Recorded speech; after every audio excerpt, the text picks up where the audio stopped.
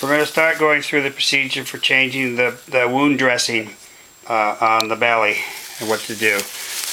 Normally it starts with one glove or two gloves, but one glove is easiest to use to pull the Band-Aid off. Just got to roll the edges of the clear Band-Aid and then pull it off, and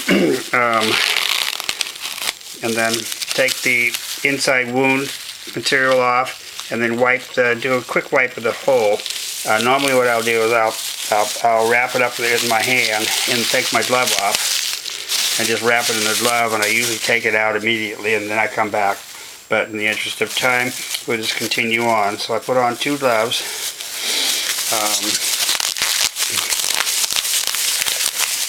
And the first thing we're going to do is use an alcohol swab to clean around the wound, not in the wound, but around the wound. We have these.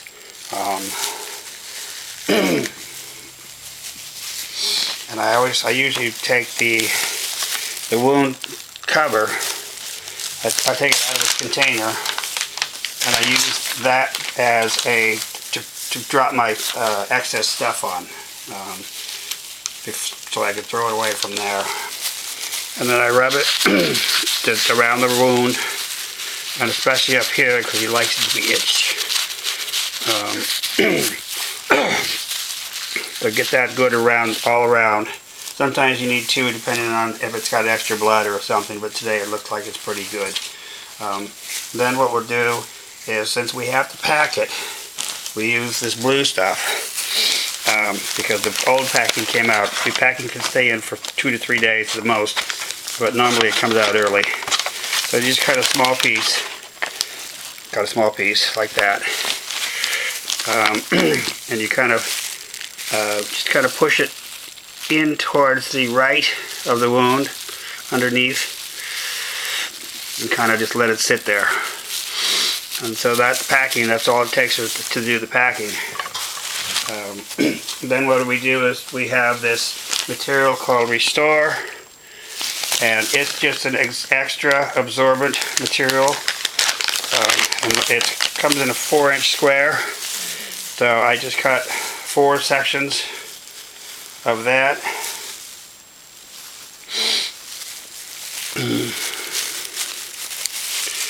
And we use one each time we change the dressing. If you run out of this Restore, then you can always just use the gauze pads, the 2x2 gauze pads. So I'm going to put that on top of the wound there, and then I'm going to put the 2x2. I use the non-woven gauze pads. I use 3 of them. Put them on top of the wound, and then I'm going to take a Super Maxi feminine pad. It's 2 size. Cut the edge off, this flat edge, and then I'm going to cut a piece probably 2 to 3 inches in length,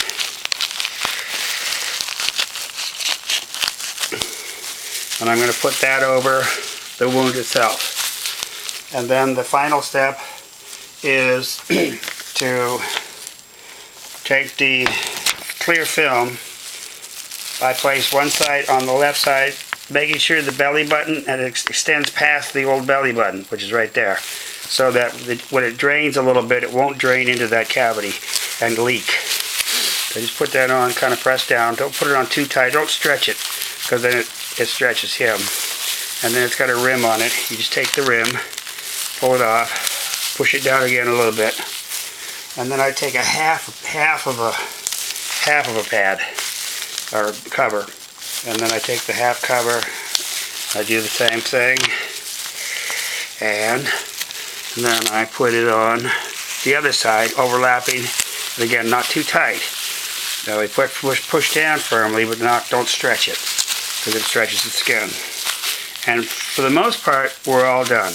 Every so often, maybe every other day, or when it's more bloody, then we use sterile cotton tipped swab to clean out the wound a little bit before we put the packing in. And when we do that, we use the saline water in a syringe and just use that. And I use the cotton tip. Other than that, I think I've covered basically everything. I'll review the video and see. Otherwise, we're done. And he's asleep now. Bye.